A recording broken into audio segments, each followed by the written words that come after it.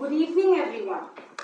We have all faced it, sometimes in school, in college, or at workplace, and sometimes in our homes even. Bullying has many faces, and each can be widely challenging, as you can imagine. So, how does one identify bullying? How does one can deal with it? As we begin today's talk, Unmasking the Faces of Bullying, Looking Beyond the Surface by Miss Decency Rajput. May I gently remind you to put your phones on silent, please? Thank you. Thank you, everyone. Miss Decency Rajput is consultant clinical psychologist in VIMHANS. In an in-depth and experienced professional employing an eclectic mix of techniques. She favors a humanistic approach to devise customized solutions to challenges presented, specializing in addressing mood disorders, personality disorders, anxieties, trauma, and impulsive control challenges. She extends her expertise to both adolescents and adults, both, always a beacon of hope, information, and knowledge. Ms. Rajput is actively involved in the creation of dissemination of mental health related IEC material. Moreover, she is accomplished public speaker and writes actively on mental health issues and spends a substantial time in raising awareness and dispelling the myths surrounding the mental health awareness. Also, as a capable academician, she mentors competent mental health professionals, ensuring a progressive impact in the field. Our partners for this talk is the Mind Brain Diaries, the first of its kind magazine in India on mental health and well-being.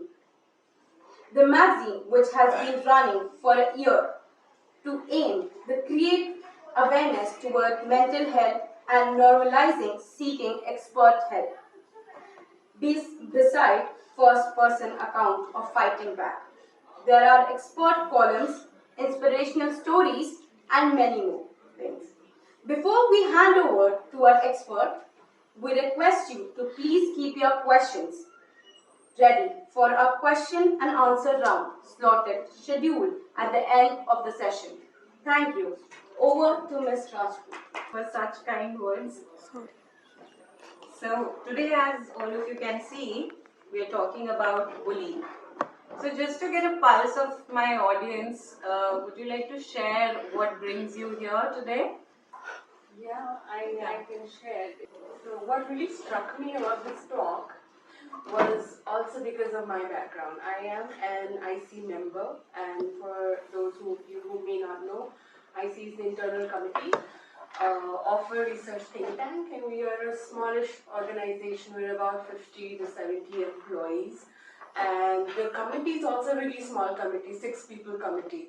We mostly deal with posh cases, but right now we're also widening our ambit into bullying, harassment, workplace culture. And something that's been occurring a lot is that people are facing bullying and harassment from their colleagues, from their supervisors, but they're also very scared of raising a complaint, voicing their opinion for the fear that this might withhold their promotion, their work environment, their mental health in the workplace.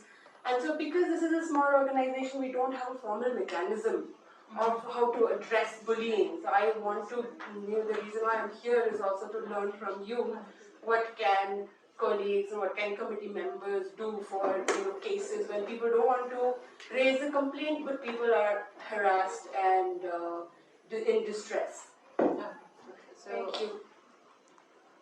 Although our today's talk is very centered on adolescents and children, and we will cover adults also because bullying is rather a lifespan issue than just limiting to childhood. But in case I miss anything, you feel free to ask.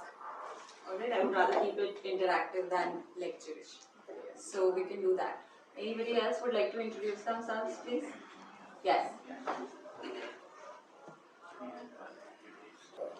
I would like to add on to what Sneha just said. I think personally I felt it when I was in school, to be honest. Right. And there are a lot of fear, insecurity, Yes. uh, fear of being judged, fear of not getting promotion, and fear of not being liked by the people. You know, so I came here to find a solution to not only myself but perhaps the people who have been experiencing it for long, and it affects mind. What I feel, even it is very difficult to address at times, and so I look forward to hear more from you. Thank you. Yeah, really glad. Okay. So what brings you here, ma'am? Good evening. We are from one Bhavna. Preeti, myself, Vandana, and Pratnya. We are from Global School International, Oh, that's great. and we are a part of the leadership team. Okay. So, just to explore more, since this is a challenge that we face in schools. Yes. So, that's what brings us here. So I guess this corner is for schools and I'm Manalika, a primary school coordinator from Salwan Schools. So yeah, I would like to go in depth for the bullying and everything. It is actually budding in kids. Ma'am मुझे छेड़ता है, मुझे I love you बोल दिया, मैं नस काट लूँगी, and so many things, and we are actually listening. So we are we are actually forming a wellness committee. So yeah, I'm going to go more in depth about it. Okay, that's great. Alright. So let's first understand bullying very simply. How do we define bullying? Very, very simply, understand bullying as a behavior, as an aggressive behavior, which is unwanted from the other side. So in case one person is inflicting harmful or aggressive behavior on the second party. Let's simplify it to that. Now, understand that when we talk about bullying, it is not just the one who's being bullied. We're not talking only about the victim, we're also talking about the aggressor. We're also talking about the one who is bullying, right? We're also talking of the people who are seeing this bullying, who are vicariously going through this event, and that is also affecting them in one way or the other. Like the gentleman at the back said, that the fears of judgment, the fears of will people like me the way I am, the anxieties of can I be myself. Today only I told one of my clients that, you know what, let's take 5 minutes and you have the ability to do and say whatever you feel like. You can be yourself today for 5 minutes. Just because we're in a therapy session, we can do that for 5 minutes. And guess what the person would have asked me? They asked me, what do I do? Telling somebody that they can be themselves is so off the ground for anybody that they almost asked me that what do I do? And not just went ahead and being themselves. That is the impact of bullying. That is the trauma of bullying. So moving forward, as all of you know, you're familiar with it, there is not much need of the bookish definition that I can give you or I need to give you. I'm sure all of us present here must have at some point experienced something that resembled bullying. And we might have let it go, thinking it's okay. This is my friend. It is okay because I want to be in this group of people. It is okay if they don't invite me. Maybe they don't like me. Maybe it's a problem with my attitude. It's okay if my teacher said to me in a class full of students, "You're looking cheap." It's okay. It must be my fault. I was wearing something wrong. And life went on. So moving forward from here, understand bullying in 4 types. Firstly, understand it as direct and indirect. Direct being something very simple, you can see, you can spot it, you can feel it, you know it is bullying. It is aggressive behavior, it could be physically aggressive behavior, it could be verbally aggressive behavior, it could be very, very direct. You are not right, you are wrong, get up, give me your tiffin, I'll take away your notebook, not give it back to you. In schools. Children bullying on cyberspaces like Instagram or other anonymous forums, sending messages to each other, I hate you, I hate your voice, and whatnot. Right? Half the things I can't even say it here. Won't sound decent enough. So, these are very direct forms of bullying. Now, as adults, you may know the indirect forms of bullying. Right? If all of you give it a second and think about it, think when was it that made you feel small? Simply small.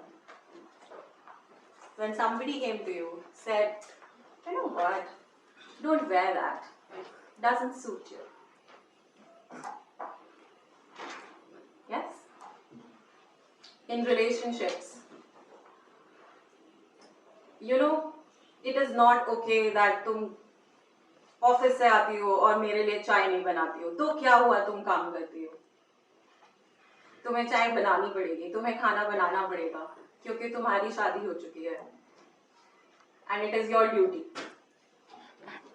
Right? Women here walking through metro, in the public places, the comments, yes? All bullying, all of it. Very subtle, very sad, but all. In your workplaces, I won't even have to give you the examples, and you'll remember it, and I'm sorry to remind you of it, but it is there. In corporate places, you know, because you're a girl, so that's why you got this promotion. Very subtle. Yes? You're a guy. You don't need to go early to your home. You don't need to take care of your mother. You better sit down and do your work. Because you're a boy. You're a guy, you cannot be harassed. You cannot say that you've been harassed. Subtle, but bullying. Yes? These are very simple, just types that I've put in, just so that you understand when you look at it, just so that it is simplified. Physical we have seen in schools, people of schools. You'll see children fighting, beating, taking away things, pushing, all of that. Verbal. Very, very evident, especially direct comments on how the other children look, how they talk, how they shouldn't talk, or how they should talk. You know, when a group of kids move away from one kid, we don't like you. Yes? Relational. In relationships also, you see bullying. You feel that. Right? At home, as parents, think if you've ever said that, if you've ever done that. Your child who is anxious and is shaking, cannot breathe, and then comes the slap. Bullying. Not okay. Yes? So let's take a very long, hard look at ourselves, at our own behaviors. What do we model? What do we teach? What do we see? And what can we say? And what can we do? And what can we teach better, if nothing else? What can we just do better, if nothing else? Cyberbullying in today's day and age, one of the most horrifying things because of anonymity, unfortunately. And I'm sure many of you won't agree with me, but I do blame anonymity a little bit. You will see with children in adolescence, in young children, in children of 8, 10, 11 years old. Children writing messages on forums, on boards, on Instagrams and Facebooks and Discord servers. Such mean-spirited things, such unkind, hurtful words. Children who share their pictures with each other, it being circulated throughout schools. Taking unwanted pictures of others. In fact, people who are older sliding into the DMs of the younger ones. Girls are always told, young girls, every now and then, I see a lot of adolescents, and every now and then, at least every day, there will be 2 set of parents who will be telling me, ma'am, tell her not to talk to people online. Tell her not to make friends online. Tell her not to go out. Tell her not to wear this. Tell her not to put her pictures. So, it's endless.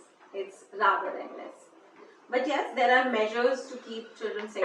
There are measures to take care. There are also measures, mostly, which I advocate, and I hope most of you will agree with me, of prevention, of allowing people to stand up, of allowing children, adults, adolescents, just allowing them to say it is not okay, you cannot do this, and you are wrong, I am not.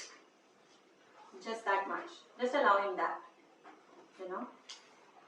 When a child can say that this is wrong, this is a behavior I don't appreciate, this is a behavior that hurts me, that makes me anxious, that makes me scared, that makes me worried, I think we've won a little bit of battle if we are able to just validate that and take it very seriously.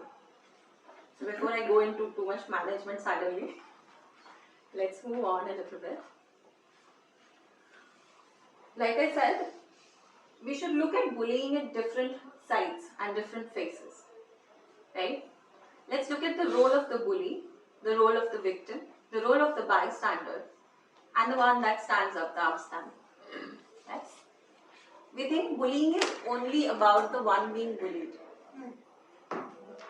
It is about the one being bullied, yes, but it is also about the one who is bullied.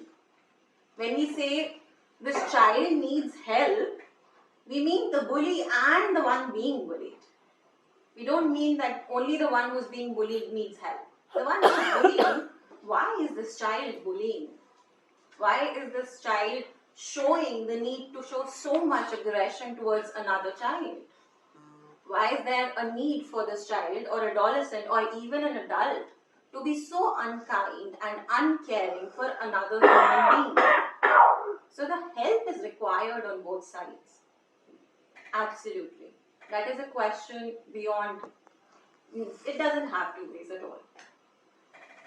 When we look at bystander and an upstander, basically for schools specifically, when we talk about bullying, a lot of times it will not come to you teachers at all. You will not realize that this is happening because the child will not report. Because they are so scared to report. Like even in our live, we were talking about snitching versus reporting. So the concept of snitching, the concept of this bully will make it worse for me if I talk about it to anybody. If I go ahead and ask for help. Or if I tell anybody that this person did this to me. Even for adults. All working women here, right? Everybody here. How many times do you rethink, okay, do I tell somebody, do I tell my HR about this, that I don't like this behavior, or this is inappropriate? Yes? How many times do people think about it before actually reporting? Why is it not a second nature for people to just go ahead and say, this is not okay, and this cannot just fly at all. It is because the way we portray it, the fear we, sow around it, that when you speak up, that means there might be something wrong with you. If you were bullied, you might be weak. If you told or talked about seeing somebody bullying somebody, it is none of your business. Why are you talking about it? Why are you wasting our precious time? Maybe you are lying.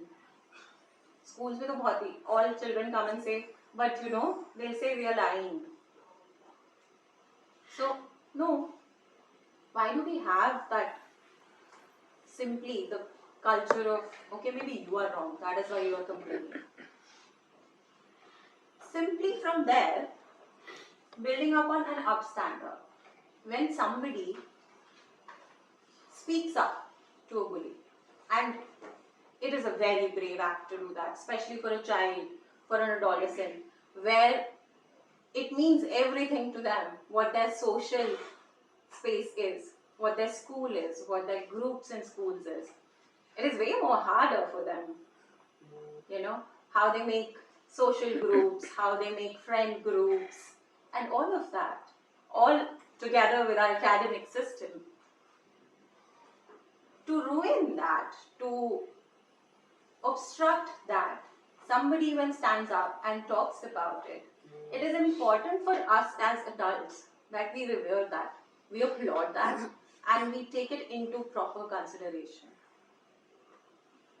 A person who has reported to other people, it is necessary, in fact, that anonymity be maintained. It is also important that we see the effect of this on this third person. Because many times, you'll also see a simple chain reaction of this bullying. Say for example, I am the bully and I tell her that, you know what, I don't like the way you talk. Don't laugh a lot. तुम बहुत हंसती हो इसलिए मैं तुमसे बात नहीं करती, इसलिए हम सब तुमसे बात नहीं करते. Right? So the third person who's sitting there will of course check themselves twice. What if this that is happening to this person ends up happening to me? So I might as well correct me right now, right here. So what you do as an example, it becomes the same butterfly reaction in a bullying situation. So whenever we are talking about bullying, we're talking about the bullied, the bully, the bystander, and the one who reports if they do. The whole environment, completely. Now let's understand some statistics. India is actually third in online bullying rates, by the way, in 25 countries. Recently, in 2022, the survey was done. 7,600 children are bullied. From the ages of 8 to 17 only. We are not even talking about adults right now. So imagine the gravity of this. Post-pandemic, there was 36% increase in cyberbullying itself. Teachers, counselors, you must have heard that already. I mean, this is old news for all of you. Now, in fact, in a world survey conducted for I think 25 countries, there was a recent study that 30% of students go through bullying in their school time, till their high school. 30%. And I'm guessing beyond 30% because most of them might have not even come out and said it. Like we say, mental health data is always a little underrated because, underreported, because most people don't report about it. Now that the shaking statistics is done, let's talk about, well, if anybody is okay and comfortable, would anybody like to share an example? If anybody is comfortable, if I may ask, you would like to? I wouldn't need a mic, it's okay. Thank you. I think it primarily becomes a challenge with, be it schools or be it workplaces, everybody works within the silos of trying to shut everything down. I'm a psychiatrist myself, end up seeing a lot of people as clients in the same sort of space that we are. The number of times a school is going to send across a child to have them assessed to see if they're going to be upping their overall board percentage is way more than somebody sending a student across for referral where they're dealing with anxiety or things of that sort. At workplaces or even at schools, you mentioned anonymity. In this case, being a little better. Anonymity, yes. It is criminally underreported as to how, be it schools, be it workplaces, corporate, government or otherwise, the usual method even for an HR personnel is to have two people sit down with each other and try and talk through it, rather than people talk about, fine, we have a psychologist on board or we have a therapist on board who's going to assess both the person suffering as well as the aggressor or the perpetrator. But instead, the only time that happens is this month, where you've got World Mental Health Day and we want to whitewash, so somebody thinks of it and probably uses it as a CSR initiative. It's something I experienced recently working with the National Mental Health Program. Had an issue with somebody, reported it to HR. HR wanted me to sit down with this chap and discuss with him as to why I felt that it was a challenge. Even though about 17 different people reported the same gentleman for challenges that were being faced. Yeah. But no, we would rather have them confront each other than try and believe the person who's going through something, maybe not take concrete action, but some kind of assessment would help. That's the challenge. Thank you for sharing. Anybody else who would like to share? Yes? Any examples, anybody, if you feel like sharing, sure. I'm Palak. I'm also a consultant clinical psychologist at VIMHANS. And what I see, like I've been in a boarding school, and at that point, we used to have higher rates of physical and verbal bullying. So Yes. at that point, probably it's around 2012 to 2013. So when I was very young, we were the new girls in the boarding school. So as a teenager, it's hard to get accepted in your peer group. And when they're seniors, so senior dominance is a lot more in a conventional boarding school, right? So somebody else was getting bullied and I was the one to speak about it. So because I've spoken about it, I was bullied throughout the year. And by observing that, the people who could actually stand against it actually shut themselves down, fearing that if we speak about it, we're going to end up in the same position. Now when I grow up and I see young adolescents and all, even though physical bullying has it's reduced because we have legal actions and all, there are implicit forms of bullying coming. Like people will just isolate the person. Just don't talk to this person. Whenever that person is talking, just talk amongst yourself and just pretend that as if you don't know. At one point, you'll just pretend that you're so close to them. Don't call them to my birthday party. Yes, don't call them to my birthday party. It's like once they're passing by, you're just passing a comment, very subtle way, sarcasms in form of sarcasm, or if the person is speaking in a class, they'll just talk or give each other some kind of look so the other person knows that we don't like you, just to make sure. These are very subtle form, and in that respect, I think teachers also find it difficult that what can we do, what can we say, we don't have any evidence for it. We cannot make the people speak to each other, we cannot promote cohesiveness and all. So I think now these implicit forms of bullying is really a concern for school, colleges, even at workplace. Yes, Definitely. even at workplaces. In fact, what you said just reminded me of yesterday only somebody was sharing with me that when they were in school, and this is an adult who is having difficulty because the trauma is coming from bullying, which we'll talk further about impact of bullying.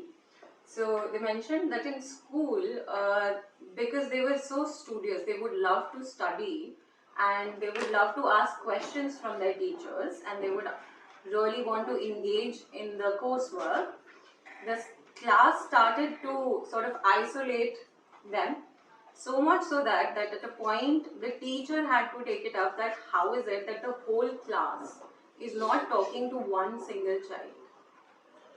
So imagine the impact of it, that as an adult, the person has to work. So very, very serious impact of bullying also. and eventually the person throughout their life they feel this abandonment, rejection. Nobody should isolate me. Nobody, Yes. they try to fit in always. Yes. Do that. Yes. Thank you for sharing. There's a hand at the back. I have understood lately that I faced bullying as a child within my family. Okay. And what that has led to is that I don't know who I am. And my whole identity in my mind is escaping escaping bullies basically. Any instance where I feel that I might be subjected to somebody pointing me out or isolating me or making me feel that I don't belong or pointing any mistakes in me, that's my identity. I don't know what is my principle, what do I want, what are my aspirations. So that is not there. In my workplace, I'm mid-level manager right now. So I feel sometimes feeling afraid of my seniors and trying to avoid that situation instead of leading in a positive manner. And I also feel that the team that reports to me, they feel afraid of speaking up to me, and I feel that I'm bullying them in some way inadvertently. Maybe you can ask them. What makes them scared? Yeah, maybe. It's okay. But thank you for sharing so much. Thank you so much. Only if I can. Yes, no, definitely, please go on. So, hi, I'm Deepthi. This is just to take further from what she just shared in the family environment. So, just giving you a very quick example. So, there's a family and the parents have a difficult marriage, and I don't think I need this. And everything is getting reflected on the kids. So, the kids have a set of rules. Not to be done, not to do this, not to do that, not to go even down and walk with their friends. So everything is getting reflected on them, and the kids are having major issues. I am being told by the parents, okay, you have to rectify these things in the kids, right? And without them noticing or realizing that we have the issues which make us a bully.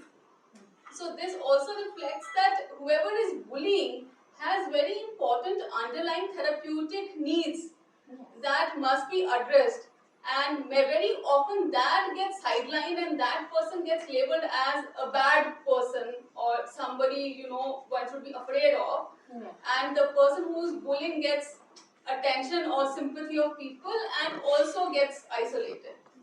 Both ways. So it's dangerous both ways.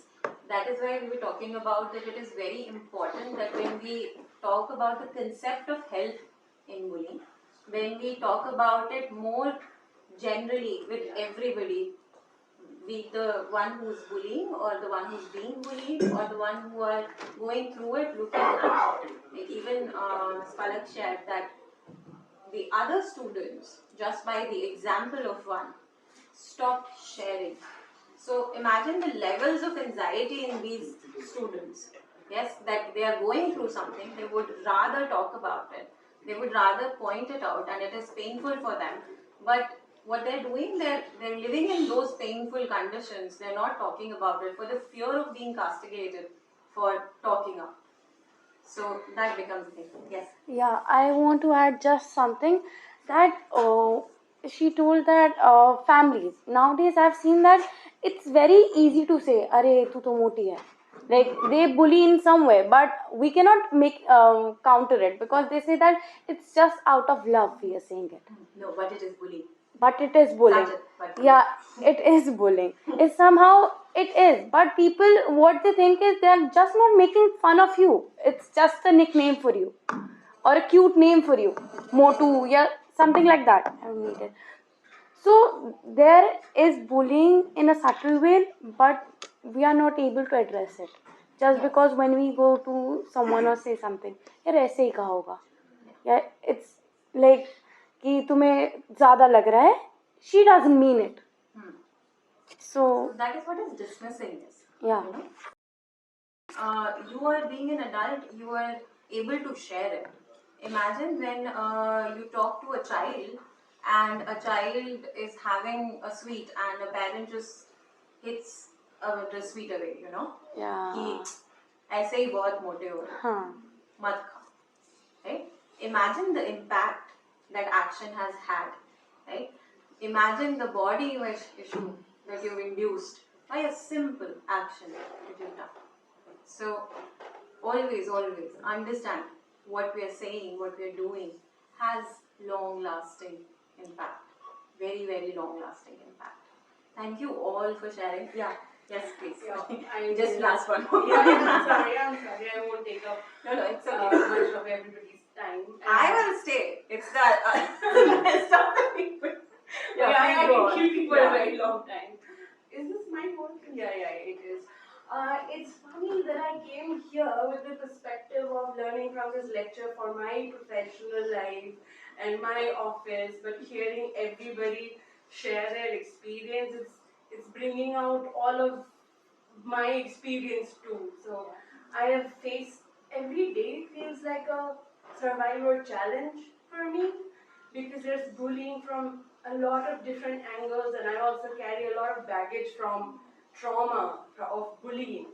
I will briefly speak about my experience. First is when I was a child, I was very heavily physically abused by a parent, and at 8 years old, I was suicidal. I attempted it, and later in life, I have been in therapy for that. But I have a lot of baggage because of it, and in every weak moment in life, it somehow like comes through.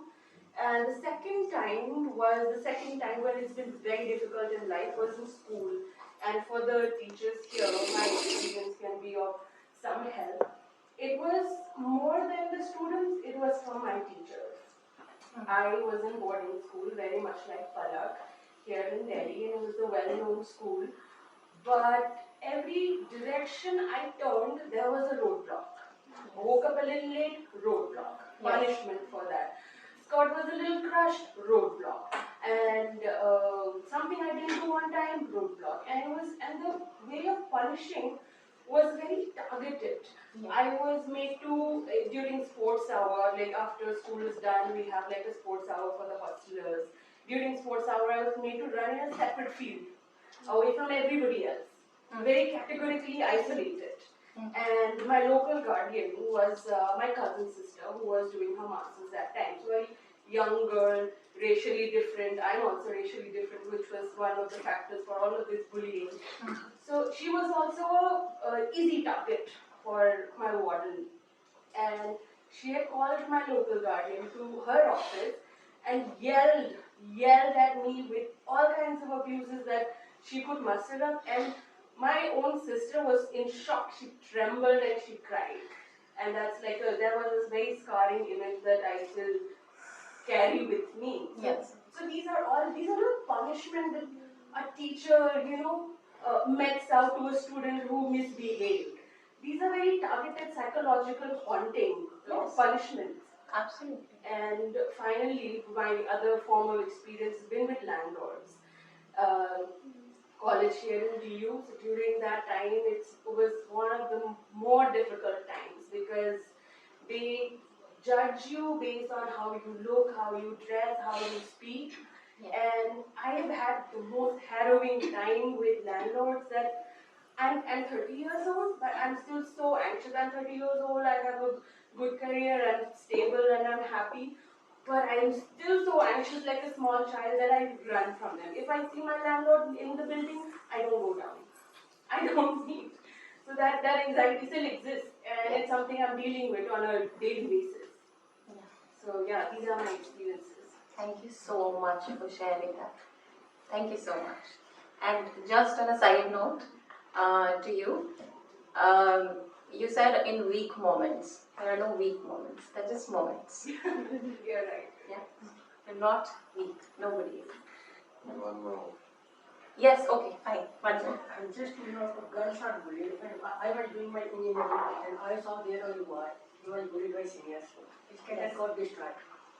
Yes. Okay. Yes. While it's me in first year, I did my BTech from Kariyabas. Okay, so I saw one cadet destroyed. He was bullied by seniors. Yes. So then I did my BTech from Delhi Campus Class Center. Boys are sitting. Those are bullied, sit no. Okay, so they are mostly bullied. They sit hours. Yes. Even outsider comes, I observe. He was last Friday, because that get no one check. Men get checked. agency I did, but in the campus law center I observed, and I think the outsider comes up there sitting hours. No one check it. Why you are sitting here? Sometimes because there are many events that they are coming, sitting and doing, and what they like they do. Right. Even I am suffering. Okay. It is I observe it is become a normal phenomenon. Those people are policy makers, those people are they have to think our institutions how people are behaved. All the places, this is a, everyone cannot complain because they have to praise it or they isolated. Everyone except this, if you are speak about the things, no, you got isolated. All the places. If you speak anything, something going on publicly, then you must be isolated. Even I saw, even I did law. Okay. Thank you so much for sharing. So everyone have to think about this. Okay. Yes, everybody has to think about it, and bullying is, like I said, lifespan issue. It is a lifespan issue. It is not limited to gender, sex. It is not limited to time of your life. It is not limited to age. Although we were talking about it in with respect to adolescents and children because that was our theme. But nonetheless, it is throughout. It is throughout lifespan. We see it, we feel it, we go through it, and we carry the impact of it throughout. So really, thank you all of you to share. So let's just quickly, because you have already shared the impacts of it, I'll just quickly run us through here. The first one being the impact on health.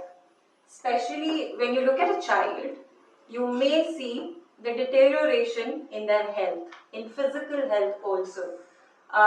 Sleep issues, nightmares, in fact, appetite is reduced or too increased. So the two extremes, बिल्कुल भूख नहीं लग रही है और बहुत ज़्यादा भूख लग रही है. The other extremes of what they used to be and what they used to enjoy.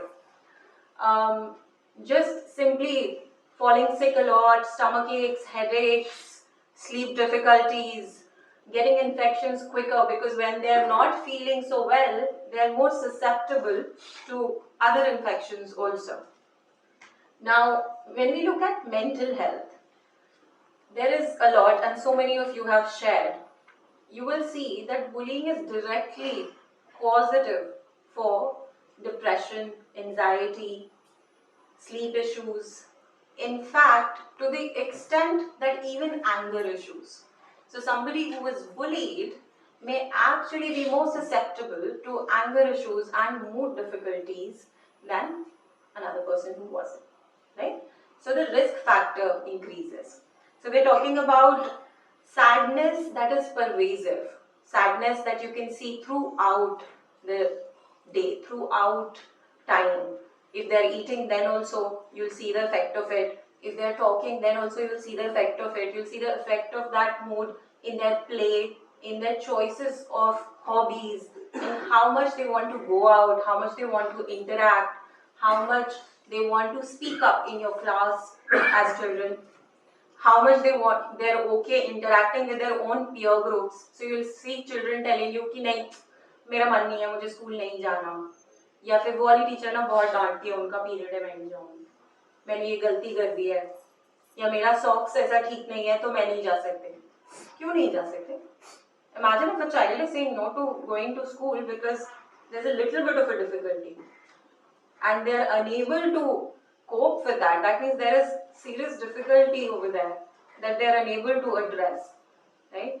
Say for example, children saying that nobody in my class likes me, nobody wants to talk to me. So these are indicators of how it has impacted them and how they talk about it, very simply, right? When we talk about academics, you will see in students, be it college, be it school, you will see their academics just dropping out of nowhere. They were brilliant students, they were doing really well, they would take part in their class, they would talk a lot with your teachers, they would engage in class, but then suddenly it starts reducing. And parents are generally, surprised that how come?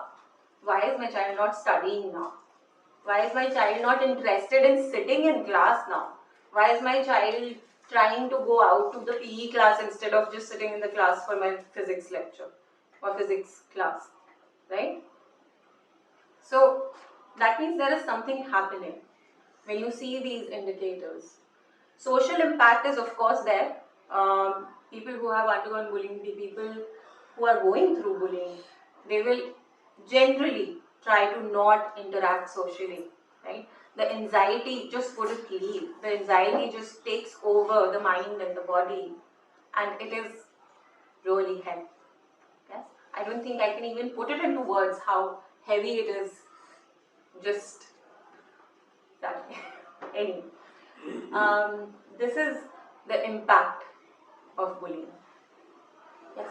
It always feels like the next person you meet is again going to stab you. It's either in the back or on your chest. Yes, it is that much of anxiety, just that much vigilance, because it creates that much vigilance. You know, they're always looking over their shoulder.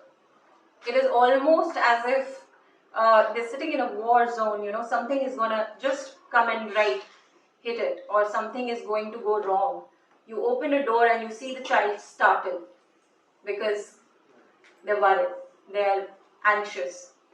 So that is the impact of bullying. What to look out for, like I was saying, think of appetite changes, mood changes, aggression, irritability in children, trying to just not go to school, not attend classes, trying ways and ways to skip just going into the environment where bullying might be occurring. Classes, schools, game rooms, tuitions, all of that. So mostly you will see the first evidence you'll see is avoidance. They will try to avoid the place because it is scary, it is anxiety provoking. So the first reaction comes as is avoidance. Then of course physical and mental health issues that we have already discussed, that are very easy to pick and point. You can also think in case of school, loss of material, too much losing of material. So say for example, a child is always losing something, not just losing. Maybe the child is being bullied and the items are being taken from the child. If the child earlier was not somebody who would lose things, but now every now and then the parents complain, ये भी छोड़ के आ गया, ये भी खो गया, ये भी खो गया. Probably there is an option that the bullying is happening over there. Yes. The child seems very helpless. कि मेरे से तो कुछ नहीं होगा. ये तो no, I can't tell anybody. I can't share it because nobody, nothing can happen. There is no hope around here. So that is that. Any self-destructive behaviors in adolescence, you will see a lot of self-harm maybe, hitting of walls, throwing of things, that can be there, right? Very unexplainable injuries in case of physical bullying. So bruises, neela padna, scratches, bite marks, all of this. Yes. Now let's talk about prevention and intervention. Yes. When we talk about prevention and intervention, the role of adults come into picture. The role of teachers come into picture, the role of parents come into picture, and policy makers of schools, and in case of adults, of course, if it is a workplace, then your HR teams and whatnot, and if it is homes, then again. Yes. So the prevention part lays a lot on adults when we talk about children. It becomes our responsibility to talk about bullying, to explain about bullying, and to just normalize the idea of talking about it, of discussing it without the threat of being pinpointed or castigated about it. Okay? So it becomes really important as adults to take up the mantle of awareness. So all of us adults here, other than one kid, right? For schools, it is really good to hold seminars or say leadership workshops so that you can teach your teachers. It is the teachers that create the environment of the classroom that becomes conducive to talking about emotions or talking about bullying.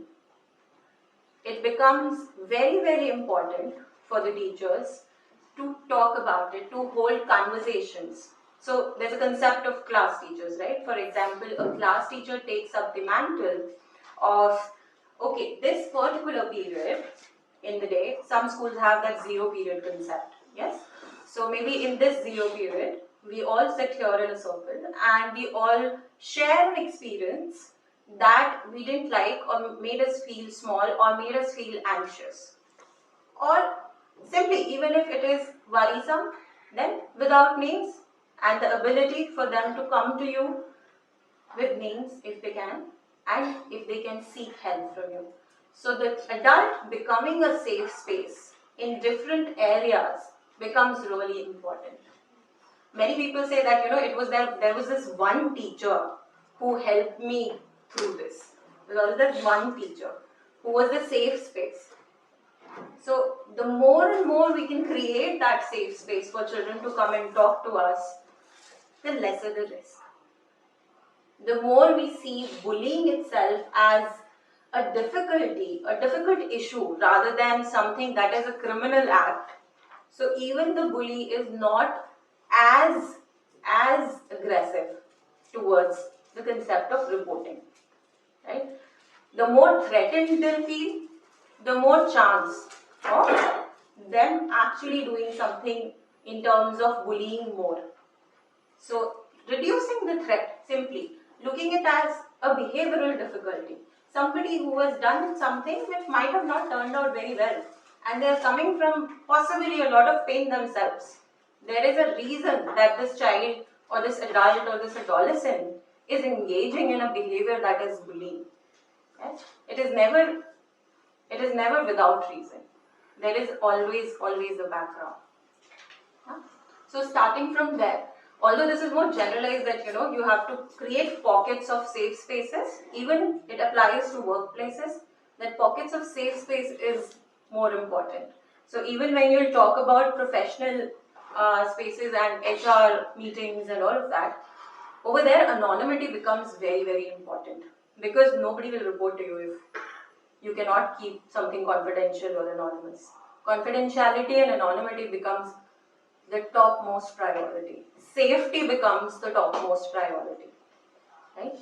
Many a times there is no physical evidence of bullying. So if there is not physical evidence of bullying, it is more subtle, it is more verbal abuse, then take the mantle of observing this person's behavior.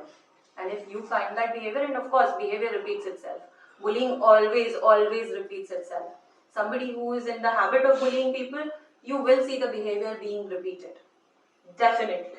By definition, bullying gets repeated. So you will always see it, you will be able to catch it, but you will have to be aware and vigilant for it. You will have to be taking the mantle that, okay, if this person, who is my subordinate, is reporting this, what do I need to do to keep this person safe? Maybe the other person is my friend and I cannot tell, that, oh no, they never talk badly to me or they never bully me. But maybe they did. And it's okay if the other person is reporting it. So observe. Observation is very, very important, especially when it comes to subtle bullying or indirect bullying, because there won't be much evidence to it. And we say, okay, what is the evidence? And that is why more people don't come out with it. Because often they will say that, what is the evidence? मेरा ही गलती है. मुझे उसके पास जाना ही नहीं चाहिए था. I should have just left. I should have not gone in front of the person. I should have not gone to the cafeteria. Right? So like even children say that no, it's my fault only. I should have not gone to the canteen. So this person would have not seen me and I wouldn't have gotten bullied.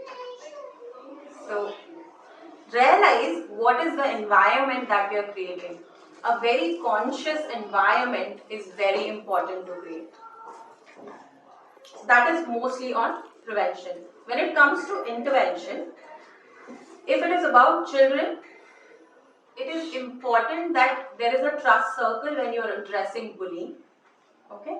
Especially when it is in school, there has to be a trust circle. The bullied and the person who is being bullied, you have trust with both the people so that they are able to tell you.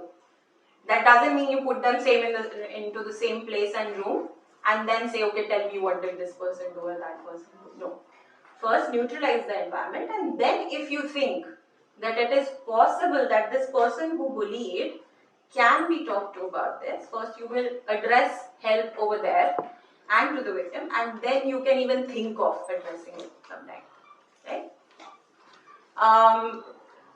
Otherwise, there are many measures to apply intervention in terms of adults. Of course, leadership becomes a big point over there.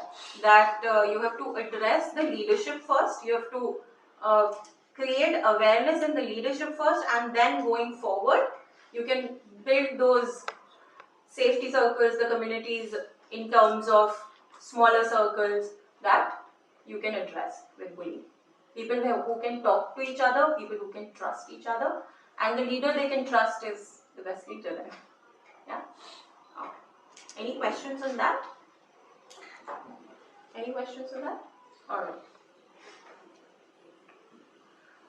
Talking about cyberbullying and online safety. Now this is a tricky thing because when we talk about adolescents and children, firstly, social media, most of it is very difficult to manage for them because the more you say you don't use social media, they will use social media. So let's not kid ourselves, they will use it. It is important that we teach children and adolescents the importance of safety in our social cyberspaces, right? The kind of messages they get. Then there is no need for a child to be threatened in terms of that I cannot talk about this lewd message that I got, right? I cannot talk about this message that I received from so and so and so and so, which is a threat. I cannot talk about it to my parent. So firstly, again, creating an open space for the child or adolescent that, okay, these things happen, and if it ever happens, you can always keep the message. You can take a screenshot, take a picture, show it to your parent, teacher, however, whatever seems the most comfortable space, and then operate from there. There are various helplines now for cyberbullying, and even our government helpline works very well with it. So that is good. It is very important to teach adolescents about how an image can move in cyberspace, on social media. So the disadvantages of that is very important to teach very nicely and appropriately instead of you cannot. More like how and why and what are the difficulties that can happen and how you can help yourself from that. Good try, Kiran. Like you mentioned about people being told the consequences or the challenges with sharing images. If we taking back from what you said a couple of minutes earlier about if you talk about not using social media, yes, they go ahead and do that. If you tell them not to share the images, they go ahead and do that. Very interestingly, the iOS devices with their recent updates have come up with a space where if you try to share images that have exposed body parts, it actually asks you if you're comfortable sharing this and have you considered the consequences. Instead of it being a directive sort of effort or an order, it's always, try and bring it out from them within where they reconsider. I mean, I think we as adults or even other people should sort of try and push that as an agenda. Yes. Are you comfortable with this? Are you comfortable with this going out? Are you comfortable in this firstly? So more often than not, you'll see that adolescents will get into such a space in mostly peer pressure or in a space that, okay, you know what, maybe this person will appreciate me for this. So that is where the difficulty comes in. Letting them realize that they might not themselves be comfortable with it is a better job done than don't do this at all. Because they'll definitely do it if you just say don't do it at all. We have a little activity. So in your handouts there's a blank page, the last one. Yes, the one that says notes or behind it, wherever you can see views. Many of you shared your stories and I'm really grateful for that. Let's also close that story nicely. So all of you, I request you to imagine that one time of bullying that still affects you. Yes. And let's write it as a story. If you feel comfortable, because all of you are adults here, if you feel comfortable, you can write it as a I, me, mine story. If you don't feel comfortable and it is rather okay to disconnect yourself from it, you can write it as a she, her, they, or the bear or the cloud, whatever you choose, your choice. But you're writing a story. We're writing a story of bullying, that episode that still gives you anxiety, that you still carry, and it is really heavy to carry. So let's write it. Once you finish writing that story in a short form, I would request you to start concluding it with one superpower that you have, using that superpower. And please don't say that you don't have superpowers, all of you have at least one. So, mine is to make inappropriate jokes. So, go ahead, use that superpower and conclude the story in terms of how you won in that story. I want to see you winning, and if any of you feel like sharing it, please do. I know it's a difficult task, but let's give ourselves 5-10 minutes to do this.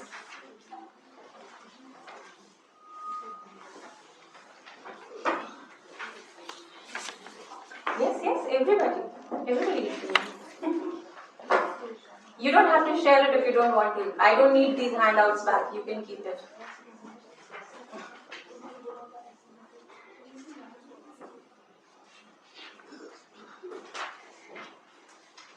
Ma'am आप भी share कर सकते हैं. Are you talking to us? What? Any stories? I don't want to share. You don't have any stories? I don't want to share. No, you don't have to share it with us. Yeah. You can write it on your paper. I'm doing what I have to. Yes, please do.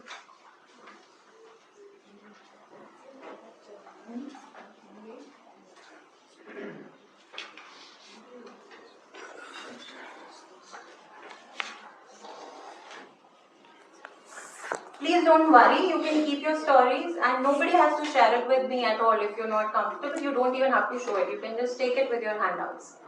We just want to learn to conclude an anxiety. That's it. That's it.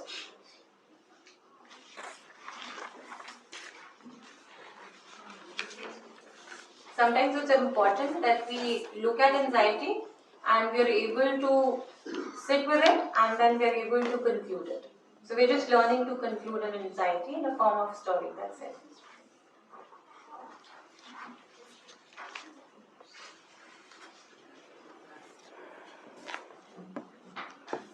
In case you're done with your stories and anybody who would like to follow through with this one little thing, please close your eyes and take a deep breath. You done? Okay. Please close your eyes, take a deep breath. Imagine a color that is safety for you.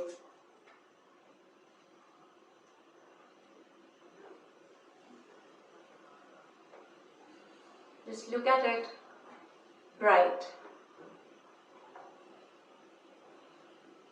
Just imagine that color. Now take a deep breath and breathe it in. Or if you like rains, like me, let it shower on you. And with each and every deep breath you take, let all that pain, that worry, that irritation you had carried today wash away.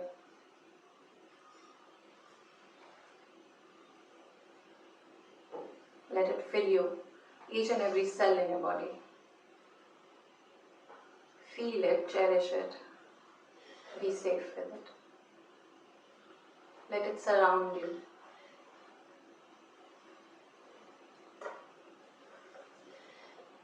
Let it create around you a safe space.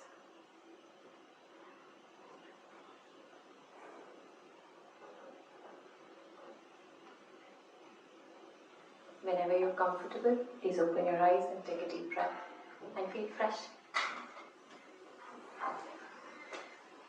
Thank you so much for listening. Thank you so much for bearing. Any questions?